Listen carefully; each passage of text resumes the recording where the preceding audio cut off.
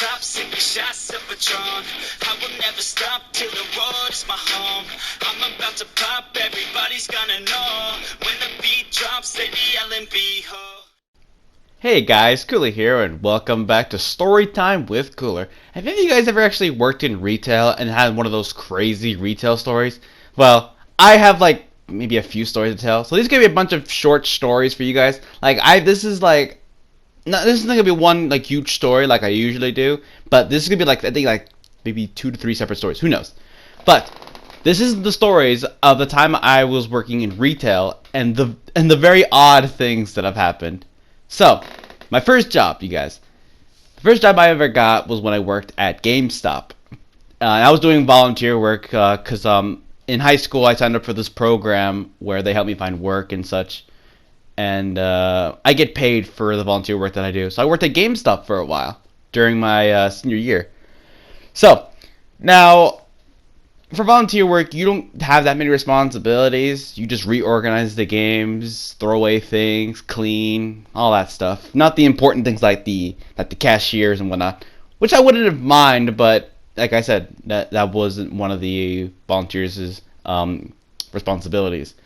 So this one time, I was putting games away in these like what they call they're called sleeves.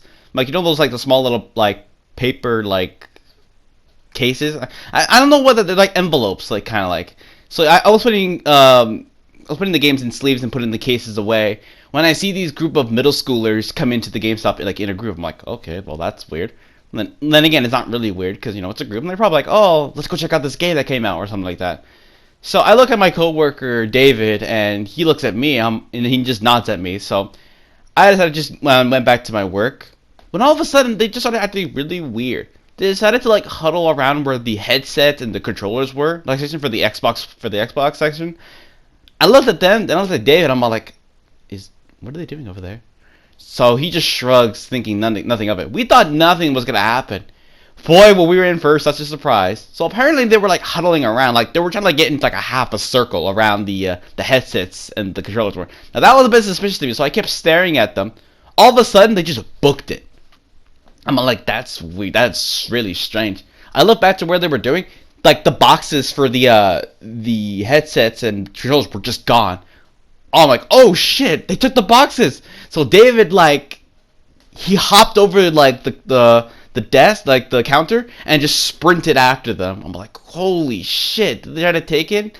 What they didn't know, guys, was that during like the whole thing, apparently like for GameStop, and for most of you who don't know, well, you should know. I mean, it's common sense.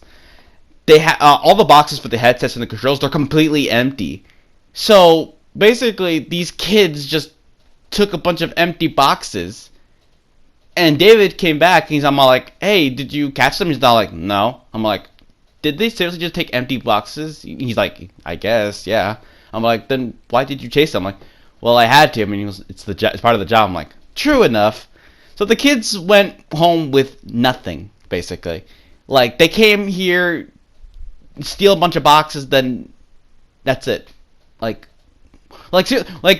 we got them on camera, too, so we could basically file for theft, but for what? Boxes? So we weren't going to do that.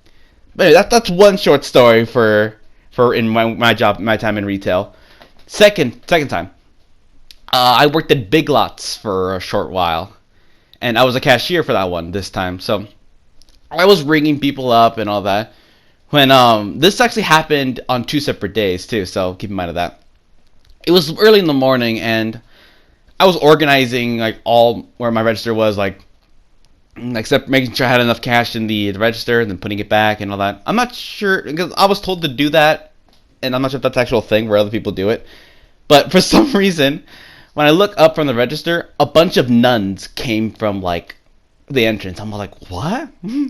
So like 5 to 6 nuns decided to like come into the store early, and I looked up from a coworker who was across from me, like, hey, is like the place haunted? Is the place getting blessed or something?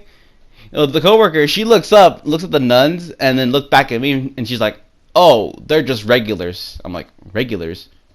Like customer regulars or regulars that to bless the place. She laughs. She says, no, no, no, just regular customers. Like, oh, okay. Still a bit odd, but all right. Now this happened on a different. Now that's the end of that one. But this is the one. This is another retail story from a different day. So it was like in the middle of the afternoon, and I had like a few hours left of my shift. This guy comes in. He looks like a fisherman kind of guy, like white beard and all.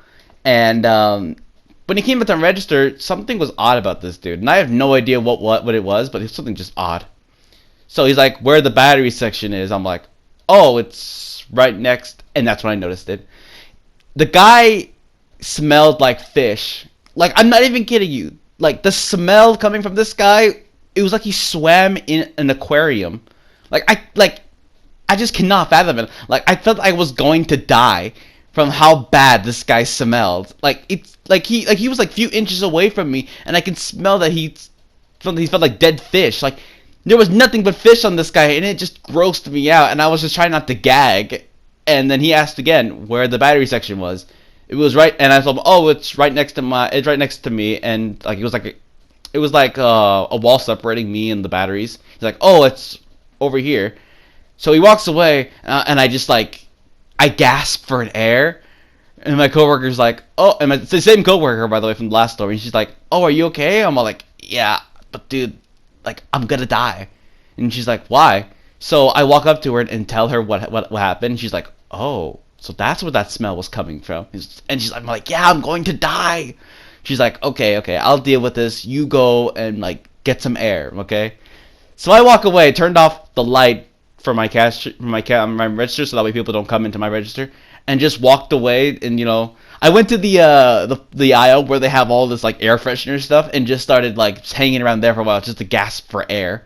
Because I was dying, like I just could not breathe. I still had the smell on me, like throughout the entire time I was there.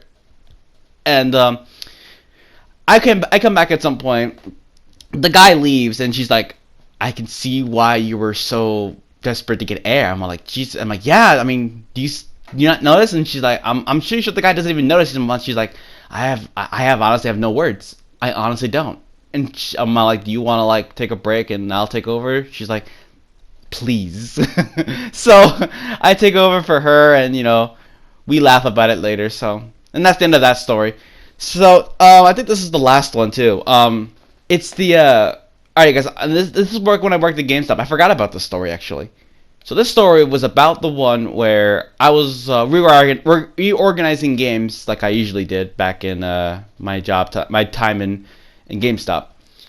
Reorganizing games. This guy walks in. He was wearing like a pullover, gray hoodie and gray shorts. I'm like, okay, this guy, he's a bit sketchy, but all right. So I gave him that whole customer service smile and the whole greeting. So he's like, "Hey," this is the weird thing. He comes up to me. He's like, "Hey, so did the camera see me?" I'm like, "Excuse me?" Because for all you who should know, the game that I worked at, the camera was right outside the door. Like when you come in, it automatically sees you. I'm like, I'm pretty sure I did, sir. Why?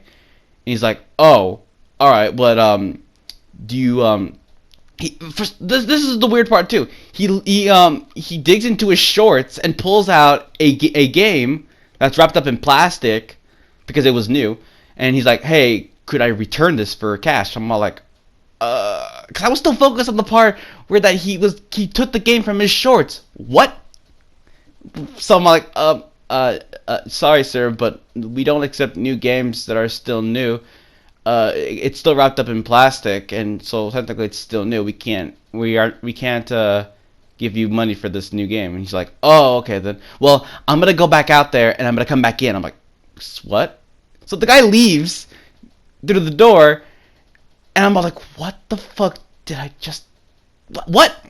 So I walked towards the counter, and went towards the back. There was a door that leads to the back. I look at David while I'm walking. I'm like, "You're dealing with this." And I walked into the back, closed the door, and stood by the monitor where we had our cameras and just watched. I saw the guy come back in, look around as if I think because I know he was looking for me, but then he saw my coworker David, and he walked up towards him and started the same conversation.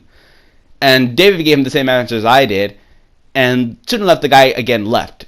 It was the strangest thing I've ever seen. And that guy never came back to the store, but I'd rather not him. I'd rather him not come back. See, I'm so confused again because of how I'm reminded about this time. But anyway, guys, that is going to do for the video. Make sure to like and subscribe, and make sure you hit the bell so you don't miss a stream or video. And make sure you follow me on Twitter so we can chat and whatnot. And make sure you stay cool, everybody, and I will see you all next time.